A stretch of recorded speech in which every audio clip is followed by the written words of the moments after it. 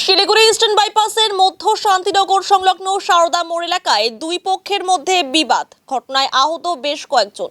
ঘটনাকে কেন্দ্র করে উত্তেজনা ছড়ায় এলাকায়।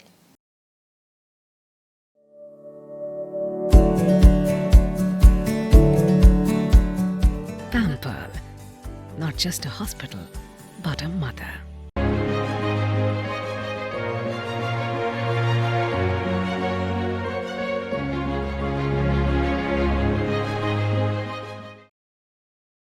জানা গিয়েছে গতকাল রাতে এক যুবককে মারধরের অভিযোগ ওঠে এলাকারই এক যুবকের বিরুদ্ধে। এরপরই এলাকার দুই পক্ষের বিবাদ শুরু হয়।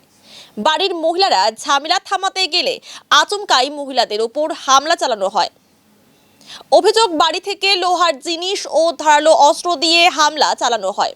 ঘটনায় আহত হন বেশ কয়েকজন। তড়িঘড়ি আহতদের উদ্ধার করে শিলিগুড়ি জেলা হাসপাতালে পাঠানো হয়।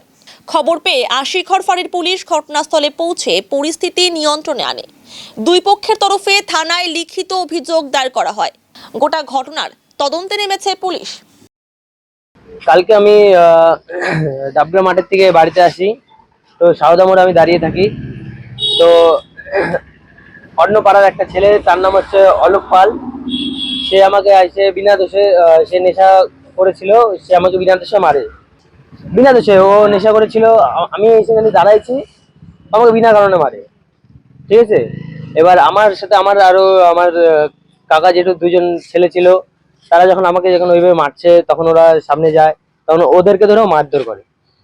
তো এখানে সারদামার একটা বাড়ি আছে, যেখানে হচ্ছে টুলু কিটাটেল টুলু দে, ওরা তিন ভাই। ওদের বাড়িতে জোয়ার আসর বসে, ওদের বাড়িতে সবসময় ছেলে থাকে, ছেলে পেলে থাকে, মদ থেকে শুরু করে অনেক কিছু হয় ওদের বাড়িতে। তো ওদের বাড়িতে লোহার কাজও হয়। তো তখন আমাকে যখন এভাবে মারে, তখন আমার দাদারা যখন ওদের গায়ে হাত দিতে যায়, তখন ওরা বাড়ির থেকে অটোমেটিক সব ছেলে পেলে চলে আসে। তাদের হাতে হাম্পার থেকে শুরু করে কারো হাতে দাও, কারো হাতে রড, মানে অনেক রকমের জিনিস নিয়ে আসে মারার জন্য। তখন আমার দিদিরা যখন আমাদেরকে দেখে যে মারছে, আমার দিদিরা আগায় যায়, তখন আমার দিদিদেরকে মানে অসভ্যতাম শুরু করে। আমার দিদিদের সাথে মানে নিয়ে চলে যাচ্ছে, দিদিদের সাইডে একটা গাড়ি ছিল, গাড়িতে উঠায় দেওয়া ধমকি দিচ্ছে, দিদিদেরকে মারছে, আমার দিদিকে বাজেভাবে টাচ করছে। আমি যাওয়ার পরে তারপরে আমাকে সুতা মারা শুরু হয়ে যায়। পুরো মদ খেয়ে আসছিল, এই কৃষ্ণ নাম, তারপর হচ্ছে সমীর। আমি বুঝতে পারি না, মাথার পিছন থেকে প্রচন্ড আঘাত করে। তারপরে আমার দাদারা গিয়ে ঠেকাতে গিয়ে মারপিট হয়। তারপরে ওই আর কি হাসপাতালে ভর্তি হয়। কিন্তু বোনদের সাথে পুরো খারাপ আচরণ করে আর কি, ওই জন্য আমরা প্রোটেক্ট করতে গিয়ে মার খাই। সম্পর্ক, হ্যাঁ, তারা নেশা করে। তো বাড়িতে গ্রিলের দোকান, ওই গ্রিল বস্তু করতে মারতে আসে, মাইরও দিছে। আমরা ওকে বনবতের বাঁচাতে গিয়ে আমরা মাইতেছি, আমাদের মাইতে পুরো। আমাদের ভাইয়ের সাথে মারামারি লাগছে, আমরা আটকাতে গেছি, কি করছি, আমাকে টাইনে এক সাইডে নিয়ে গেছে, সাইডে নিয়ে যে চুল এভাবে ধরছে যে ছাড়াতে পারছে না। মা গেছে, বাবা গেছে, ভাই গেছে, তাও উনাকে ছাড়াতে পারছে না। উনি এইভাবে এরকম করছে। হ্যাঁ, গাড়িতে টেনে, ওরাই টেনে নিয়ে যাচ্ছে। জোর জবরদস্তি করে একটা গাড়ি ছিল, জোর জবরদস্তি করে ওইদিকে অন্ধকার দিকে নিয়ে যাচ্ছিল। হ্যাঁ, কিডন্যাপ করার চেষ্টা করছিল। ওই লোকগুলাই, টিলু, আরো অনেক অনেক লোক আছে, ওরাই। আমি তো কিছুক্ষণ পরেই আসছি। আমি যখন আসি তখন দেখছি যে হলো ভাইকে বিনা দোষে মারার কারণে আমার আরো যে ভাইরা ছিল ওরা সবাই যায়। তো তখন ওদেরকে আটকাতে আমরা গেছিলাম, আমি, দিদি, আমরা দিদি সবাই মিলে গেছিলাম। তখন কি করে, ওকে চুলের মুঠি খুলে সাইডে একদম কর্নার করে ওকে শোয়া, পেটের মধ্যে অনেক লাঠি মারছে। আমাকে ওই যে খামচি টামচি এই সাইড গুলোতে লেগেছে, ওরও লাগছে। এইভাবে ধরছে দিয়ে বাজেভাবে ওরা মানে ইন্টেনশনালি ওরা কাজগুলো করছে। তারপরে যখন আমরা দেখি বুনুর মাথা অলরেডি, উনি দূরের থেকে হাম্পারে এভাবে স্ক্র্যাচ করে ছুটছে, হিট করছে, আমি স্পষ্ট এখান থেকে দাঁড়িয়ে দেখছি। তারপরে যখন ওকে মারে, তখন আমি কি দাদাদেরকে ডাকি, পরে ওরা আসাতে দাদারও মাথা ফাটিয়ে দেয়। তারপরে গিয়ে ওরা ভেতরে ঢুকে, তার আগে অব্দি আমাদেরকে মানে পারলে ওরা মেরেই ফেলবে, এরকম অবস্থা করে দিচ্ছে। আমাদের বাড়িতে প্রায় আমাদের পরিবারের সবাই আদর্শ, মা, কাকি, পিসি, জেঠি সবারই। আর মেন যাদের আমাদের হসপিটালাইজ হয়েছে, বুনু হয়েছে, দাদাকে অ্যাডমিট করিনি, আমরা ওকে বাড়িতে নিয়ে আসছি।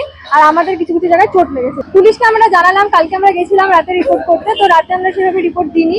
আজকে আমরা একটু আগে দিয়ে আসলাম, ওরা বললো জানাবে, দেখছে ওরা কি করা যায়। আর তো সেরকম কিছু বললো না, ওনারা বললো আমরা দেখছি, তোমরা চিন্তা করো না। এখন দেখি আমরা বিকাল অব্দি দেখবো, তারপর না আমরা অন্য স্টেপ নিতে তো বাধ্য হবো, কারণ আমাদের একজন ও এত ভাবে ইনজিওর্ড, ওর এই পাশটা পর্যন্ত ফ্র্যাকচার হয়ে গেছে।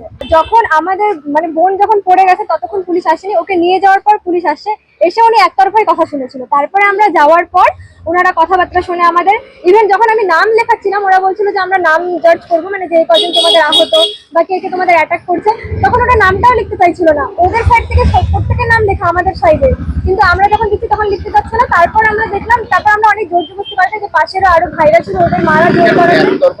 অ্যাকচুয়ালি একতরফার বললাম কেন, কারণ কি যখন পুলিশ আসে তখন আমরা বোনকে নিয়ে সবাই হসপিটালাইজ, কারণ আমাদের ফ্যামিলিতে সেরকম কেউ নেই বড়, যে কজন আছে দাদারা তো সবাই গেছে। হ্যাঁ, পুলিশ আমাদের কথা লাস্টে শুনেছে এন্ড মুভমেন্টে, তারপর অনেক সব চলে আসে, গ্যাদার হয়, তখন পুলিশ চলে যায়, তারপর তো আমরা চলেই আসি আমাদের মতো। সে তো হ্যাঁ বসে, ওখানে ওদের নিজেরই সিসিটিভি ফুটেজ আছে। এখন যদি এতদিন ধরে চলে, নিশ্চয়ই এত যদি না থাকতো তাহলে তো কিছু না কিছু হলেও পুলিশ তো এখান থেকে ইনকোয়ারি করে পেতো, ওরা তো সেটাও করছে না। আমি যখন কালকেও বললাম সিসিটিভি ফুটেজ চেক করতে, তারা সেটাতেও কোনো গুরুত্ব দিল না। তাতে তো আমাদেরকে কিছু না কিছু বুঝতেই হবে। হ্যাঁ, আমার বোনকে যখন হয়েছে স্পষ্ট সিসিটিভি ফুটেজে উঠেছে। হ্যাঁ, আমরা বলেছি, ওনারা বলেছে, আমরা যখন রিপোর্ট করতে গেলাম ওনারা বললো যে আমরা সিসিটিভি ফুটেজ চেক করবো, মুখের কথা তো আমরা ওরকম করবো না, আমরা সবারই সবটাই দেখবো।